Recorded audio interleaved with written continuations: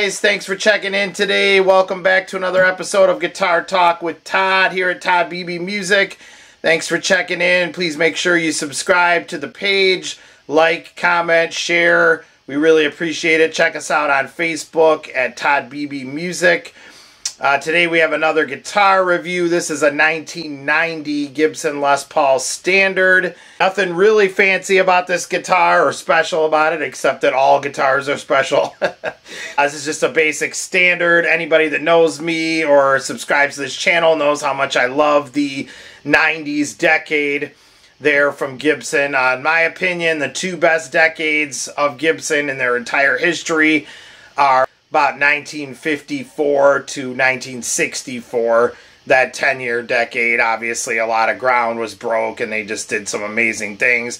But if I had to pick the second most impressive decade, I would go with 1990 to 2000, especially the earlier the better. 1990, just a primo year to me, and that's what this is. A little bit of quick history about the company. Gibson was owned by Norlin, a corporation, all through the 70s. Those have a kind of a bad vibe, which I don't really get. We've got a couple of Norlins coming in that we're going to be checking out, and it's like anything, you have to judge each guitar individually. I think there's some great Norlin stuff that's put out. I know we have a 1976 coming in that I've played that's just beautiful. So like, you have to judge everything per guitar, but the Norlin era, there was a lot of stuff you'll see where the quality's kind of, some of the binding is kind of shoddy looking and, you know, whatnot. But like I said, there's some beautiful pieces too. They certainly weren't all bad. In 1986, Henry Juskowitz, David Berryman, and Gary Zabrowski bought Gibson from Norlin and were on a mission to turn it around.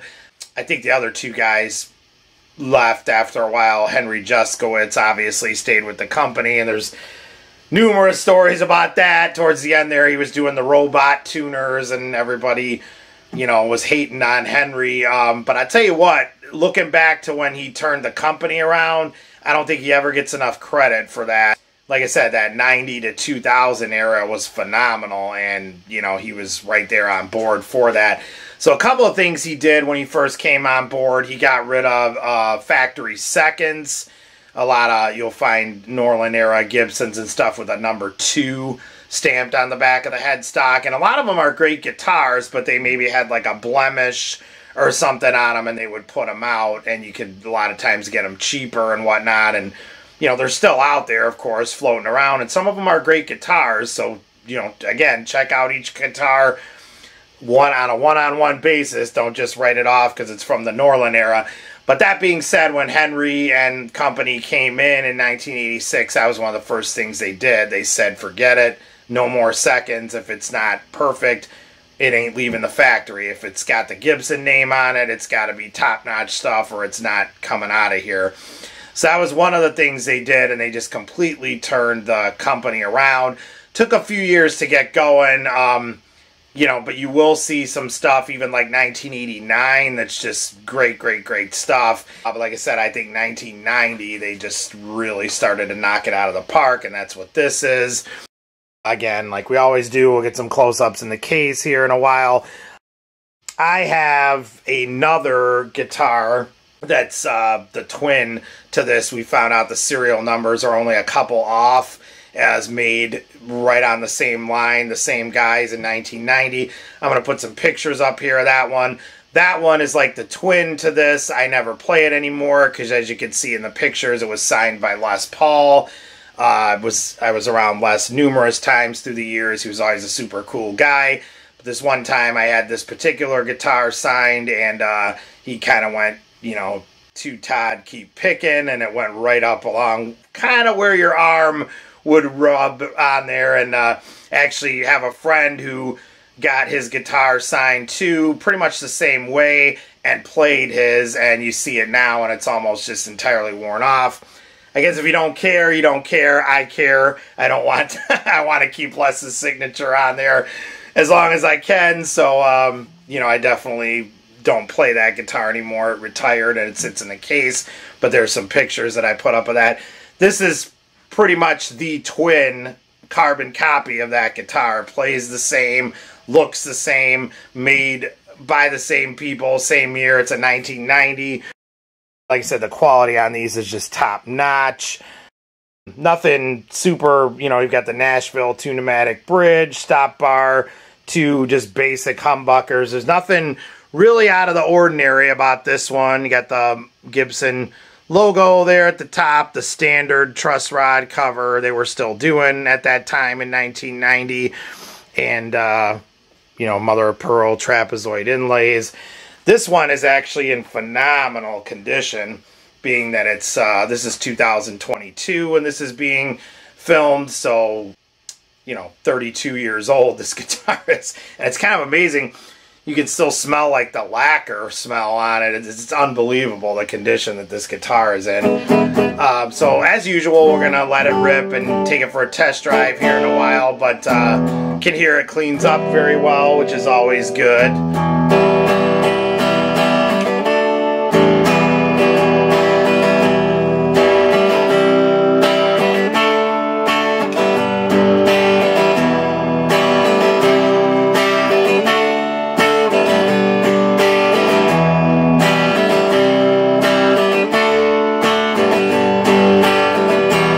So, I mean, even clean.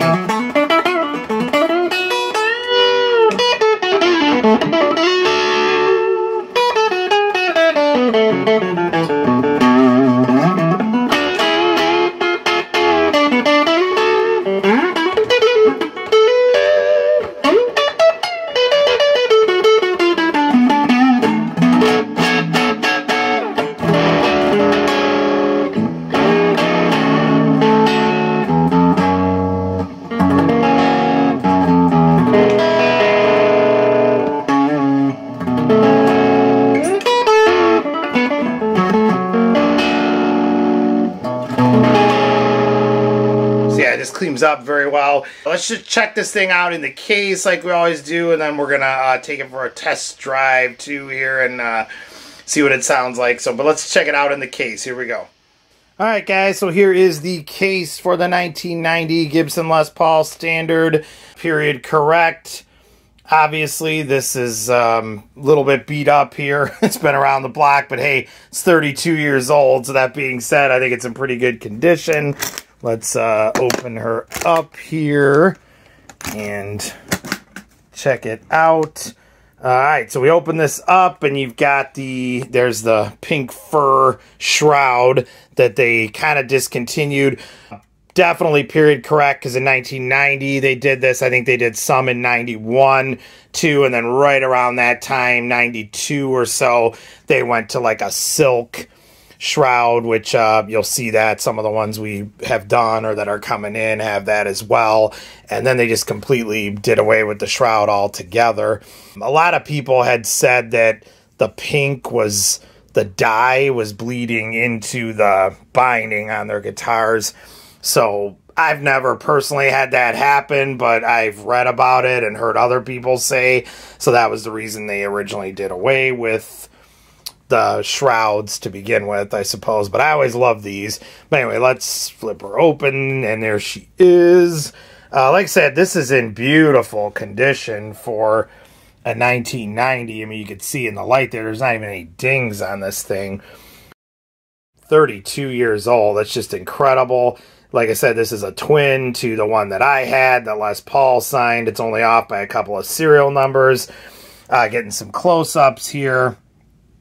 Like I said, nothing unique or special. These were just your run-of-the-mill humbuckers that Gibson was using at that time. We got the Nashville style 2-pneumatic bridge, stop bar, 2-volume, 2-tone control like you always have. The pick guard that's on there, a lot of guys take off the pick guard. I always like the way it looks. A toggle switch, of course. Like I said, that's even original and not even worn off. A lot of times you'll see that. I mean, it's crazy. And standing here, the lacquer smell is just hitting me, which I love.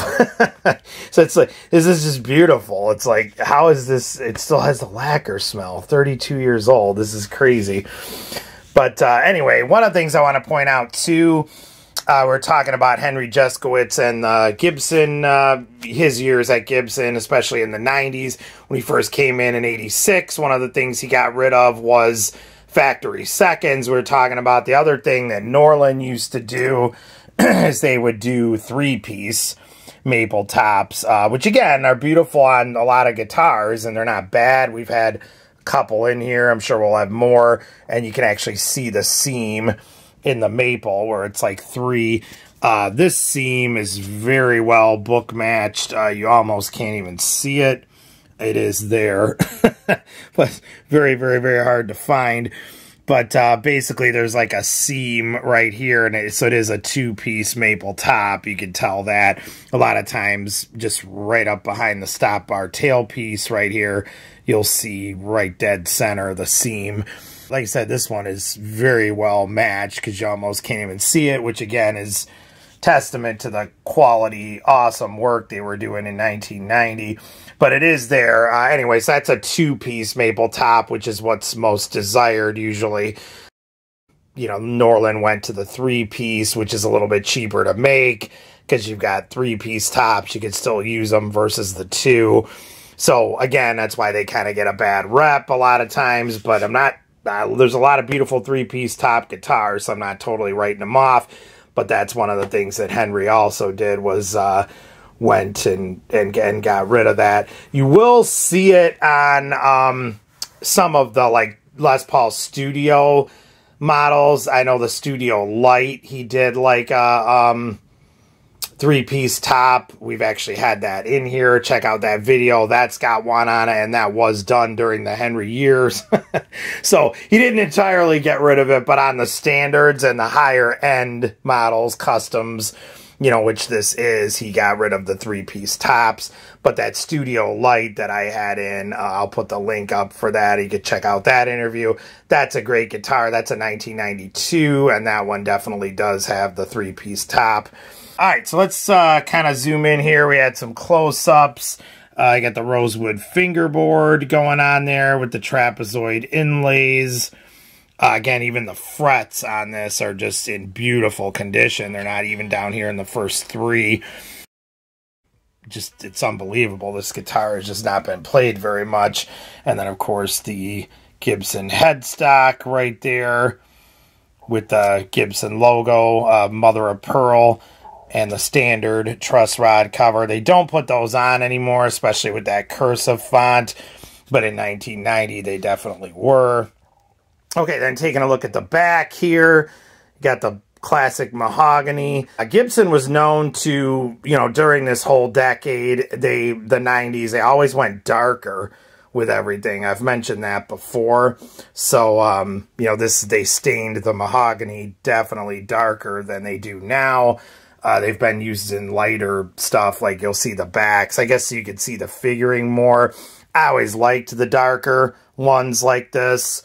It's just, the wood just looks, you know, beautiful on there with the dark. But I guess there's something to be said about it being, you know, lighter as well. But so you can kind of see there, I'm trying to get in focus, that had the darker stain on the mahogany, but just a beautiful back there as well on that guitar. So there's a shot of the entire guitar, just in beautiful shape with the original case there. 1990 Gibson Les Paul Standard in Sunburst. Alright guys, so there she is in the case. Let's kind of take it for a test drive here like we always do. I'm going to play some slide stuff, and then I'm also going to let it rip. So here we go. Let's check it out. The 1990 Gibson Les Paul Standard Sunburst. Here we go.